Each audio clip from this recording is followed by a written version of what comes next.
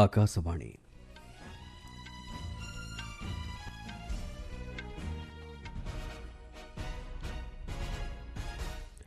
ସମ୍ବାଦ ପଢ଼ୁଛନ୍ତି ଚନ୍ଦନ ଘୋଷ। ମୁଖ୍ୟ ସମ୍ବାଦ। ଭାରତୀୟ କୃତ୍ରିମ ବୁଦ୍ଧିମତ୍ତା ମଡେଲଗୁଡ଼ିକ ନୈତିକ ମୂଲ୍ୟବୋଧ ଏବଂ ତଥ୍ୟ ଗୋପନୀୟତା ନୀତି ସୁନିଶ୍ଚିତ କରିବା ଉପରେ ପ୍ରଧାନମନ୍ତ୍ରୀଙ୍କ ଗୁରୁତ୍ୱାରୋପ।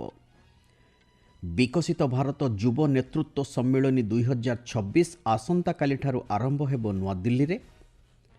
ନୂଆଦିଲ୍ଲୀଠାରେ କେନ୍ଦ୍ର ସଡ଼କ ପରିବହନ ଓ ରାଜପଥ ମନ୍ତ୍ରୀଙ୍କ ଅଧ୍ୟକ୍ଷତାରେ ଆଜି ସମସ୍ତ ରାଜ୍ୟ ଓ କେନ୍ଦ୍ରଶାସିତ ଅଞ୍ଚଳର ପରିବହନ ମନ୍ତ୍ରୀଙ୍କ ବୈଠକ ଏବଂ କୋଲକାତାରେ କରାଯାଇଥିବା ଯାଞ୍ଚ ପ୍ରକ୍ରିୟା କୌଣସି ରାଜନୈତିକ ଉଦ୍ଦେଶ୍ୟ ପ୍ରଣୋଦିତ ନୁହେଁ ବରଂ ତଥ୍ୟ ଭିତ୍ତିକ ବୋଲି ପ୍ରବର୍ତ୍ତନ ନିର୍ଦ୍ଦେଶାଳୟର ସ୍ପଷ୍ଟୋକ୍ତି। ଭାରତୀୟ କୃତ୍ରିମ ବୁଦ୍ଧିମତ୍ତା ମଡେଲଗୁଡ଼ିକ ନୈତିକ ମୂଲ୍ୟବୋଧ ଓ ସ୍ୱଚ୍ଛତା ବଜାୟ ରଖିବା ସହିତ ନିରପେକ୍ଷ ଏବଂ ତଥ୍ୟ ଗୋପନୀୟତା ନୀତି ସୁନିଶ୍ଚିତ କରିବା ଉପରେ ପ୍ରଧାନମନ୍ତ୍ରୀ ନରେନ୍ଦ୍ର ମୋଦି ଗୁରୁତ୍ୱାରୋପ କରିଛନ୍ତି। ଆଜି ନୂଆଦିଲ୍ଲୀସ୍ଥିତ ପ୍ରଧାନମନ୍ତ୍ରୀଙ୍କ ବାସଭବନରେ ଅନୁଷ୍ଠିତ ଭାରତୀୟ ଏଆଇ ଷ୍ଟାର୍ଟଅପ୍ମାନଙ୍କର ଗୋଲଟେବୁଲ ବୈଠକରେ ଅଧ୍ୟକ୍ଷତା କରି ସେ ଏହା କହିଛନ୍ତି। ଏହି ବୈଠକରେ ପ୍ରଧାନମନ୍ତ୍ରୀ ସମାଜରେ ରୂପାନ୍ତରୀକରଣ ଦିଗରେ କୃତ୍ରିମ ବୁଦ୍ଧିମତ୍ତାର ଗୁରୁତ୍ୱ ଉପରେ ଆଲୋକପାତ କରିଛନ୍ତି। ସେ କହିଛନ୍ତି ଆସନ୍ତା ମାସରେ ଭାରତ କୃତ୍ରିମ ବୁଦ୍ଧିମତ୍ତା ସମ୍ମିଳନୀ ଆୟୋଜନ କରିବ। ଏହା ମାଧ୍ୟମରେ ଦେଶ ବୈଷୟିକ ଜ୍ଞାନକୌଶଳ କ୍ଷେତ୍ରରେ ଏକ ପ୍ରମୁଖ ଭୂମିକା ନିର୍ବାହ କରିବାକୁ ଯାଉଛି। ଶ୍ରୀ ମୋଦି କହିଛନ୍ତି ଷ୍ଟାର୍ଟଅପ୍ ଏବଂ କୃତ୍ରିମ ବୁଦ୍ଧିମତ୍ତା ଉଦ୍ୟୋଗୀମାନେ ଭାରତର ଭବିଷ୍ୟତର ସହସ୍ଥାପତ୍ୟ। ଏହି କ୍ଷେତ୍ରରେ ଉଭୟ ନବସୃଜନ ଏବଂ ବହୁଳ ମାତ୍ରାରେ କାର୍ଯ୍ୟକାରିତା କରିବା ଦିଗରେ ଦେଶର ଏକ ବିଶେଷ କ୍ଷମତା ରହିଛି। ଭାରତ ବିଶ୍ୱ ସମ୍ମୁଖରେ ଏଭଳି ଅଭିନବ ଏଆଇ ମଡେଲ ଉପସ୍ଥାପନ କରିବା ଉଚିତ ଯାହା ମାଧ୍ୟମରେ made in India made for the world ଭାବନାର ପ୍ରତିଫଳିତ ହୋଇପାରିବ ବୋଲି ପ୍ରଧାନମନ୍ତ୍ରୀ କହିଛନ୍ତି। ସେ କହିଛନ୍ତି ଏହି କ୍ଷେତ୍ରରେ ଭାରତର ଷ୍ଟାର୍ଟଅପ୍ ଗୁଡ଼ିକ ବିଶ୍ୱସ୍ତରରେ ନେତୃତ୍ୱ ନେବା ଦିଗରେ କାର୍ଯ୍ୟ କରିବା ଉଚିତ। ଭାରତ ସୁଗମ ସମାବେଶୀ ତଥା ନବସୃଜନ ପ୍ରତିଫଳିତ କୃତ୍ରିମ ବୁଦ୍ଧିମତ୍ତା ଉତ୍ପାଦକୁ ପ୍ରୋତ୍ସାହନ ଦେବା ଦିଗରେ ସମସ୍ତ ପଦକ୍ଷେପ ନେବ ବୋଲି ପ୍ରଧାନମନ୍ତ୍ରୀ ଏହି ଅବସରରେ ସୁନିଶ୍ଚିତ କରିଛନ୍ତି। ଆସନ୍ତା ମାସରେ ଅନୁଷ୍ଠିତ ହେବାକୁ ଥିବା କୃତ୍ରିମ ବୁଦ୍ଧିମତ୍ତା ସମ୍ମିଳନୀ 2026ରେ ଭାଗ ନେବା ଲାଗି ଭାରତର 12ଟି ଏଆଇ ଷ୍ଟାର୍ଟଅପ୍ ଯୋଗ୍ୟତା ଅର୍ଜନ କରିଛନ୍ତି। ଏହି ଷ୍ଟାର୍ଟଅପ୍ଗୁଡ଼ିକ ଆଜି ପ୍ରଧାନମନ୍ତ୍ରୀଙ୍କ ସହିତ ବୈଠକରେ ଯୋଗଦେଇ ନିଜ ନିଜର ମଡେଲ ଉପସ୍ଥାପନ କରିଥିଲେ। ବୈଠକରେ ଇଲେକ୍ଟ୍ରୋନିକ୍ସ ଓ ସୂଚନା ପ୍ରଯୁକ୍ତି ମନ୍ତ୍ରୀ ଅଶ୍ୱିନୀ ବୈଷ୍ଣବ ଏବଂ ରାଷ୍ଟ୍ରମନ୍ତ୍ରୀ ଜିତିନ ପ୍ରସାଦ ଉପସ୍ଥିତ ଥିଲେ। ଏତଦ୍ବ୍ୟତୀତ ଅବତାର, ଭାରତ ଜେନ୍, ଇଣ୍ଟେଲି ହେଲ୍ଥ, ସାର୍ଭମ୍, ଟେକ୍ ମହିନ୍ଦ୍ରା ଏବଂ ଜେଣ୍ଟିକ୍ ସମେତ ଅନ୍ୟାନ୍ୟ ଭାରତୀୟ ଏଆଇ ଷ୍ଟାର୍ଟଅପ୍ର ମୁଖ୍ୟ କାର୍ଯ୍ୟନିର୍ବାହୀ ଅଧିକାରୀ ତଥା ପ୍ରତିନିଧିମାନେ ଯୋଗ ଦେଇଥିଲେ। ବିକଶିତ ଭାରତ ଯୁବ ନେତୃତ୍ୱ ସମ୍ମିଳନୀ 2026 ଆସନ୍ତାକାଲିଠାରୁ ନୂଆଦିଲ୍ଲୀରେ ଆରମ୍ଭ ହେବ। ଯୁବ ବ୍ୟାପାର ଓ କ୍ରୀଡ଼ା ମନ୍ତ୍ରୀ ମନସୁଖ ମାଣ୍ଡବ୍ୟ ଆଜି ନୂଆଦିଲ୍ଲୀରେ ଗଣମାଧ୍ୟମକୁ ଏହି ସୂଚନା ଦେଇଛନ୍ତି। ସେ କହିଛନ୍ତି ଆସନ୍ତା 12 ତାରିଖ ପର୍ଯ୍ୟନ୍ତ ଚାଲିବାକୁ ଥିବା ଏହି ସମ୍ମିଳନୀର ଆନୁଷ୍ଠାନିକ ଉଦ୍ଘାଟନୀ ସମାରୋହ ଶନିବାର ଦିନ ଅନୁଷ୍ଠିତ ହେବ। ଏହି ସମାରୋହରେ ଜାତୀୟ ସୁରକ୍ଷା ପରାମର୍ଶଦାତା ଅଜିତ ଡୋଭାଲ ଉପସ୍ଥିତ ରହିବେ। ପ୍ରଧାନମନ୍ତ୍ରୀ ନରେନ୍ଦ୍ର ମୋଦି 12 ତାରିଖ ଦିନ ଅନୁଷ୍ଠିତ ହେବାକୁ ଥିବା ଉଦ୍ଯାପନୀ ସମାରୋହରେ ଉଦ୍ବୋଧନ ଦେବାର କାର୍ଯ୍ୟସୂଚୀ ରହିଛି ବୋଲି ଶ୍ରୀ ମାଣ୍ଡବ୍ୟ କହିଛନ୍ତି। ସେ କହିଛନ୍ତି ଏହି ସମାରୋହରେ ଦେଶ ତଥା ଦେଶ ବାହାରୁ 2500ରୁ ଉର୍ଦ୍ଧ୍ୱ ଯୁବବର୍ଗ ଅଂଶଗ୍ରହଣ କରିବେ।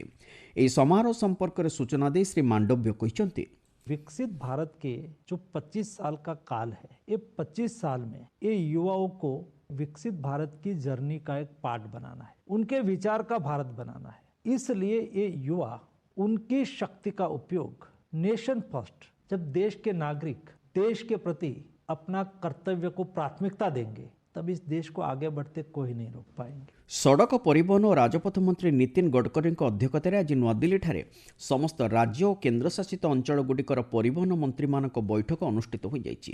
ସାମାଜିକ ଗଣମାଧ୍ୟମରେ ଏ ସମ୍ପର୍କରେ ସୂଚନା ଦେଇ ଶ୍ରୀ ଗଡ଼କରୀ କହିଛନ୍ତି ସଡ଼କ ସୁରକ୍ଷା, ଯାତ୍ରୀ ତଥା ସାଧାରଣ ଜନତାଙ୍କ ସୁବିଧା, ମୋଟରଯାନ ନିୟମ ତଥା ବ୍ୟାବସାୟିକ ପ୍ରକ୍ରିୟାକୁ ସହଜ କରିବା ଭଳି ଗୁରୁତ୍ୱପୂର୍ଣ୍ଣ ପ୍ରସଙ୍ଗ ଉପରେ ଏହି ବୈଠକରେ ଆଲୋଚନା କରାଯାଇଛି।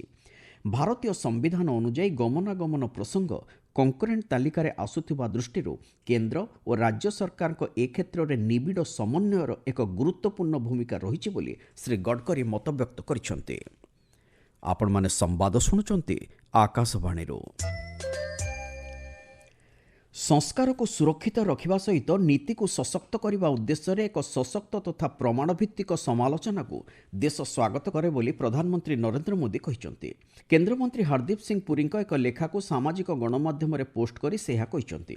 ଶ୍ରୀ ମୋଦି ଦେଶର ଗଣତାନ୍ତ୍ରିକ ପ୍ରଗତିରେ ନୈରାଶ୍ୟବାଦର କୌଣସି ଭୂମିକା ନାହିଁ ବୋଲି ଉଲ୍ଲେଖ କରିବା ସହିତ ନବବର୍ଷରେ ସକାରାତ୍ମକ ବିତର୍କର ମୂଲ୍ୟବୋଧ ଉପରେ ଆଲୋକପାତ କରିଛନ୍ତି। ନିଜ ଲେଖାରେ କେନ୍ଦ୍ରମନ୍ତ୍ରୀ ଶ୍ରୀ ପୁରୀ କହିଛନ୍ତି, ରାଜନୀତି ନୁହେଁ ବରଂ ସକାରାତ୍ମକ ସମାଲୋଚନା ଦ୍ୱାରା ଗଣତନ୍ତ୍ରର ମୂଲ୍ୟବୋଧ ସଶକ୍ତ ହୋଇଥାଏ। ସରକାରଙ୍କ ଦ୍ୱାରା କାର୍ଯ୍ୟକାରୀ କରାଯାଉଥିବା ବିଭିନ୍ନ ଜନକଲ୍ୟାଣକାରୀ ଯୋଜନାଗୁଡ଼ିକର ସୁଫଳ ପ୍ରତ୍ୟେକ ଘରେ ପ୍ରତିଫଳିତ ହେଉଛି ବୋଲି ଶ୍ରୀ ପୁରୀ ଲେଖିଛନ୍ତି। କୋଲକାତାରେ କରାଯାଇଥିବା ଯାଞ୍ଚ ପ୍ରକ୍ରିୟା କୌଣସି ରାଜନୈତିକ ଉଦ୍ଦେଶ୍ୟ ପ୍ରଣୋଦିତ ନୁହେଁ ବରଂ ତଥ୍ୟ ଭିତ୍ତିକ ବୋଲି ପ୍ରବର୍ତ୍ତନ ନିର୍ଦ୍ଦେଶାଳୟ ସ୍ପଷ୍ଟ କରିଛି। କୋଲକାତାରେ ଏହି ଯାଞ୍ଚ ପ୍ରକ୍ରିୟା ସମୟରେ ତୃଣମୂଳ କଂଗ୍ରେସର କେତେକ ଗୁରୁତ୍ୱପୂର୍ଣ୍ଣ କାଗଜପତ୍ର ତଥା ପ୍ରାର୍ଥୀ ତାଲିକାକୁ ଜବତ କରାଯିବାର ପ୍ରଚେଷ୍ଟା ସମ୍ପର୍କିତ ଦଳର ନେତା ଓ ମୁଖ୍ୟମନ୍ତ୍ରୀ ମମତା ବାନାର୍ଜୀଙ୍କ ଅଭିଯୋଗ ପରେ ପ୍ରବର୍ତ୍ତନ ନିର୍ଦ୍ଦେଶାଳୟ ପକ୍ଷରୁ ଏହି ସ୍ପଷ୍ଟୀକରଣ ଦିଆଯାଇଛି। ଏକ ପ୍ରେସ୍ ବିବୃତ୍ତିରେ ନିର୍ଦ୍ଦେଶାଳୟ ପକ୍ଷରୁ କୁହାଯାଇଛି, ଏହି ଯାଞ୍ଚ ପ୍ରକ୍ରିୟା କୌଣସି ନିର୍ବାଚନ ସମ୍ପର୍କିତ ନୁହେଁ ଏବଂ କୌଣସି ଦଳୀୟ କାର୍ଯ୍ୟାଳୟକୁ ମଧ୍ୟ ଏଥିଲାଗି ଯାଞ୍ଚ କରାଯାଇ ନାହିଁ। ସମ୍ପୂର୍ଣ୍ଣ ଆଇନଗତ ବିଧି ବ୍ୟବସ୍ଥା ମଧ୍ୟରେ ଏହି ଯାଞ୍ଚ କରାଯାଇଛି। ଅର୍ଥ ହେରଫେର ମାମଲା ସମ୍ପର୍କିତ ଯାଞ୍ଚର ଏହା ଏକ ଅଂଶ ସ୍ୱରୂପ ବୋଲି ନିର୍ଦ୍ଦେଶାଳୟ ସ୍ପଷ୍ଟ କରିଛି। ଦେଶରେ ସ୍ୱଚ୍ଛ ପ୍ରଶାସନ ଏବଂ ସମୟାନୁବର୍ତ୍ତୀ କାର୍ଯ୍ୟାନ୍ୱୟନ ପାଇଁ ପ୍ରଧାନମନ୍ତ୍ରୀ ନରେନ୍ଦ୍ର ମୋଦିଙ୍କ ପ୍ରମୁଖ ପଦକ୍ଷେପ ପ୍ରଗତି ଏହାର 50ତମ ବୈଠକ ସଫଳ ପରିଚାଳନା ସହିତ ଉଲ୍ଲେଖନୀୟ ସାବ୍ୟସ୍ତ ହୋଇଛି। 2015ରେ ପ୍ରଧାନମନ୍ତ୍ରୀଙ୍କ ଦ୍ୱାରା ଏହାର ଶୁଭାରମ୍ଭ ହେବା ପରଠାରୁ ପ୍ରଧାନମନ୍ତ୍ରୀ ସ୍ତରୀୟ ସମୀକ୍ଷା ମାଧ୍ୟମରେ ପ୍ରମୁଖ ଭିତ୍ତିଭୂମି ପ୍ରକଳ୍ପ ଏବଂ ଜନସାଧାରଣଙ୍କ ଅଭିଯୋଗର ସମୟୋପଯୋଗୀ ସମାଧାନକୁ ଏହା ସଫଳ କରିପାରିଛି। ପ୍ରଗତିର ବିଶେଷ ସିରିଜରେ ଆଜି ଆସନ୍ତୁ ଜାଣିବା ଦେଶର ସହରାଞ୍ଚଳର ଉନ୍ନତି ଲାଗି ଗୃହ ନିର୍ମାଣ ଏବଂ ଭିତ୍ତିଭୂମିକୁ ସଶକ୍ତ କରିବା ଦିଗରେ ନିଆଯାଇଥିବା ପଦକ୍ଷେପ ସମ୍ପର୍କରେ। ଭାରତର ଅର୍ଥନୈତିକ ଅଭିବୃଦ୍ଧି ତଥା ସାମାଜିକ ରୂପାନ୍ତରୀକରଣ ଦିଗରେ ସହରାଞ୍ଚଳର ବିକାଶ ଏକ ପ୍ରମୁଖ ଭୂମିକା ଗ୍ରହଣ କରିଛି। ଦେଶର ସହରାଞ୍ଚଳରେ 48 କୋଟିରୁ ଉର୍ଦ୍ଧ୍ୱ ଲୋକ ବସବାସ କରନ୍ତି। 2030 ସୁଦ୍ଧା ଏହି ସଂଖ୍ୟା 60 କୋଟି ଅତିକ୍ରମ କରିବାର ଆକଳନ କରାଯାଇଛି। ଏଥିସହିତ ଗୃହ ନିର୍ମାଣ, ଗମନାଗମନ, ବିଶୁଦ୍ଧ ଜଳ ଯୋଗାଣ ତଥା ପରିମଳ ବ୍ୟବସ୍ଥା ସହିତ ସୁଶାସନ ଯୋଗାଇ ଦେବା ଦିଗରେ ସରକାର ଆବଶ୍ୟକ ପଦକ୍ଷେପ ଗ୍ରହଣ କରୁଛନ୍ତି। ଗତ ଏକ ଦଶନ୍ଧି ମଧ୍ୟରେ ଗୃହ ନିର୍ମାଣ ଏବଂ ସହରାଞ୍ଚଳ ବ୍ୟାପାର ମନ୍ତ୍ରଣାଳୟ ପକ୍ଷରୁ ଏ ଦିଗରେ ମିଶନ ମୋଡ୍ରେ କାର୍ଯ୍ୟ କରାଯାଇଛି। 12ଟି ପ୍ରଗତି ବୈଠକରେ 7ଟି ପ୍ରମୁଖ ସହରାଞ୍ଚଳ ଯୋଜନା ସମ୍ପର୍କରେ ପ୍ରଧାନମନ୍ତ୍ରୀ ନରେନ୍ଦ୍ର ମୋଦି ସମୀକ୍ଷା କରିବା ସହିତ ଏହାର ସଫଳ କାର୍ଯ୍ୟକାରିତା ଉପରେ ଗୁରୁତ୍ୱାରୋପ କରିଛନ୍ତି। 2,37,000 କୋଟିରୁ ଉର୍ଦ୍ଧ୍ୱ ଟଙ୍କା ବ୍ୟୟ ଅଟକଳରେ ପ୍ରଧାନମନ୍ତ୍ରୀ ସହରାଞ୍ଚଳ ଆବାସ ଯୋଜନା, ସ୍ମାର୍ଟ ସହର ମିଶନ ଏବଂ ବୁଲା ବିକାଳୀଙ୍କ ଲାଗି ଉଦ୍ଦିଷ୍ଟ ପ୍ରଧାନମନ୍ତ୍ରୀ ଆତ୍ମନିର୍ଭର ନିଧି ଯୋଜନା ସମେତ 14ଟି ପ୍ରମୁଖ ପ୍ରକଳ୍ପର ଅଗ୍ରଗତି ସମ୍ପର୍କରେ ପ୍ରଗତି ବୈଠକରେ ସମୀକ୍ଷା କରାଯାଇଛି। ସେଥିମଧ୍ୟରୁ 4ଟି ପ୍ରକଳ୍ପ କାର୍ଯ୍ୟକାରୀ ହୋଇସାରିଥିବା ବେଳେ 10ଟି ଖୁବ୍ ଶୀଘ୍ର କାର୍ଯ୍ୟକ୍ଷମ ହେବାକୁ ଯାଉଛି। ପ୍ରଧାନମନ୍ତ୍ରୀ ଗ୍ରାମୀଣ ଆବାସ ଯୋଜନା ଅଧୀନରେ ଦେଶବ୍ୟାପୀ 1,18 ଲକ୍ଷରୁ ଉର୍ଦ୍ଧ୍ୱ ଗୃହ ନିର୍ମାଣ ଲାଗି ମଞ୍ଜୁରୀ ମିଳିଥିବା ବେଳେ ସେଥିମଧ୍ୟରୁ 88 ଲକ୍ଷରୁ ଉର୍ଦ୍ଧ୍ୱ ଗୃହ ନିର୍ମାଣ ଶେଷ ହୋଇଛି। ସେହିଭଳି ପ୍ରାୟ 100ଟି ସହରରେ ସ୍ମାର୍ଟ ସିଟି ମିଶନ କାର୍ଯ୍ୟକାରିତା ହେବା ନେଇ ଚୂଡ଼ାନ୍ତ ପର୍ଯ୍ୟାୟରେ ପହଞ୍ଚିଛି। ପିଏମ୍ ସ୍ୱନିଧି ଯୋଜନା ଅଧୀନରେ 80 ଲକ୍ଷରୁ ଉର୍ଦ୍ଧ୍ୱ ବୁଲା ବିକାଳୀଙ୍କୁ ପ୍ରାୟ 13,800 କୋଟି ଟଙ୍କାର ଋଣ ପ୍ରଦାନ କରାଯାଇଛି। ଦେଶରେ ଗୃହ ନିର୍ମାଣ ଏବଂ ସହରାଞ୍ଚଳ ବ୍ୟାପାର କ୍ଷେତ୍ରକୁ ଅଧିକ ସମାବେଶୀ, ଚିରସ୍ଥାୟୀ ତଥା ବୈଷୟିକ ଜ୍ଞାନକୌଶଳ ସହିତ ସଂଯୁକ୍ତ କରିବା ଲାଗି ପ୍ରଧାନମନ୍ତ୍ରୀଙ୍କ ଦୃଷ୍ଟିକୋଣକୁ ସାକାର କରିବା ଲାଗି ସମସ୍ତ ପଦକ୍ଷେପ ନିଆଯାଇଛି। ଏଥିସହିତ ସହରବାସୀଙ୍କୁ ଅର୍ଥନୈତିକ ସୁଯୋଗ ଓ ମର୍ଯ୍ୟାଦାଜନକ ଜୀବନଶୈଳୀ ପ୍ରଦାନ କରିବା ଦିଗରେ ମଧ୍ୟ ସରକାର ଆବଶ୍ୟକ ପଦକ୍ଷେପ ନେଇଛନ୍ତି। କ୍ଷମତା ନିର୍ମାଣ ଇକୋସିଷ୍ଟମରେ କୃତ୍ରିମ ବୁଦ୍ଧିମତାର ସୁବିନିଯୋଗ ଦ୍ୱାରା ସମଗ୍ର ସମାଜ ଲାଭାନ୍ୱିତ ହୋଇପାରିବ ବୋଲି କେନ୍ଦ୍ର କାର୍ମିକ, ସାଧାରଣ ଅଭିଯୋଗ ଓ ପେନ୍ସନ୍ ରାଷ୍ଟ୍ରମନ୍ତ୍ରୀ ଡକ୍ଟର ଜିତେନ୍ଦ୍ର ସିଂ କହିଛନ୍ତି। ଆଜି ନୂଆଦିଲ୍ଲୀଠାରେ କ୍ଷମତା ନିର୍ମାଣ ନିମନ୍ତେ କୃତ୍ରିମ ବୁଦ୍ଧିମତା ରୂପାନ୍ତରୀକରଣ ସୁଶାସନ ସମ୍ପର୍କିତ ଏକ କର୍ମଶାଳାରେ ଉଦ୍ବୋଧନ ଦେଇ ସେ କହିଛନ୍ତି, AI इंटीग्रेशन किया गया है। तो AI driven capacity building through iGOT platform, जिसमें AI सारथी है जो एक तरह का गेटवे है इनटू iGOT लर्निंग, क्योंकि एक लर्निंग इकोसिस्टम है। AI ट्यूटर है जिसमें आपको पर्सनलाइज लर्निंग है। AI कैपेसिटी बिल्डिंग प्लान है जो विभागों के लिए, मंत्रालयों के लिए काम आएगा। मुख्य संवाद गुड़िक पुणी थे। ଭାରତୀୟ କୃତ୍ରିମ ବୁଦ୍ଧିମତା ମଡେଲଗୁଡ଼ିକ ନୈତିକ ମୂଲ୍ୟବୋଧ ଏବଂ ତଥ୍ୟ ଗୋପନୀୟତା ନୀତି ସୁନିଶ୍ଚିତ କରିବା ଉପରେ ପ୍ରଧାନମନ୍ତ୍ରୀଙ୍କ ଗୁରୁତ୍ୱାରୋପ।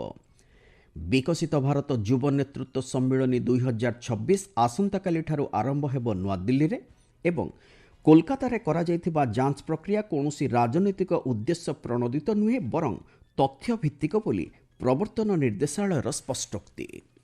ସମ୍ବାଦ ଶେଷ ହେଲା।